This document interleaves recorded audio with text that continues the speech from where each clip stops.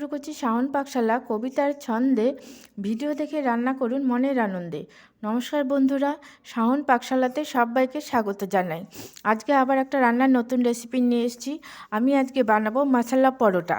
তার জন্য যে মশলাগুলো প্রথমে লাগবে সেটা নিয়ে নিয়েছি কালো জিরে, জোয়ান, সাদা জিরে আর নিয়ে নিয়েছি ধনে।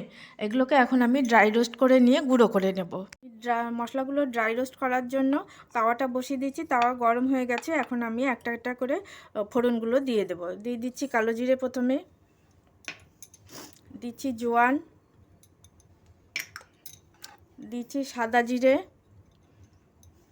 আপনারা যে পরিমাণ পরোটা বানাবেন সেই অনুযায়ী মশলাগুলোর পরিমাণ কমিয়ে বা বাড়িয়ে নেবেন। দিয়ে দিচ্ছি ধনে। আঁচটাকে মিডিয়ামে দিয়ে এগুলোকে আমি এখন হালকা করে ভেজে নেব। মশলাগুলো আমি আধ ভাঙা করেই শিলনোড়াতে বেটে নিয়েছি। এখন আমি ময়দাটা মেখে নেব। পরিমাণ মতো ময়দা নিয়ে নিয়েছি। এখন এর মধ্যে দিয়ে দেব সমস্ত ভাজা মশলাগুলো যে গুঁড়ো করে রেখেছিলাম সেগুলো দিয়ে দেব।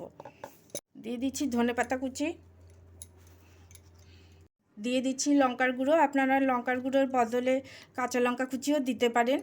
আমি লঙ্কার গুঁড়ো দিলাম। দিয়ে দিচ্ছি পরিমাণ মতো লবণ, দিয়ে দিচ্ছি পরিমাণ মতো সাদা তেল ময়াম দেওয়ার জন্য। আমি অফ ক্যামেরায় 4টে পরোটা তৈরি করে নিয়েছি। আমি ত্রিকোণ করে পরোটাটা বেলেছি। আপনারা গোল বা চৌকোনো করেও করতে পারেন। এখন আমি পরোটাগুলো ভেজে নেব। আমি অফ ক্যামেরা পরোটাগুলো অল্প তেল দিয়ে আমি ভেজে নিয়েছি। এটা খেতে দুর্দান্ত লাগে গরম গরম। এখন শীতের দিনে ডিনারে আপনারা অনায়াসেই খেতে পারেন বা ব্রেকফাস্টেও খেতে পারেন। আর খেয়ে ভালো লাগলে আমার চ্যানেলটিকে সাবস্ক্রাইব করবেন, লাইক করবেন, শেয়ার করবেন এবং কমেন্ট করে আমার পাশে থাকবেন।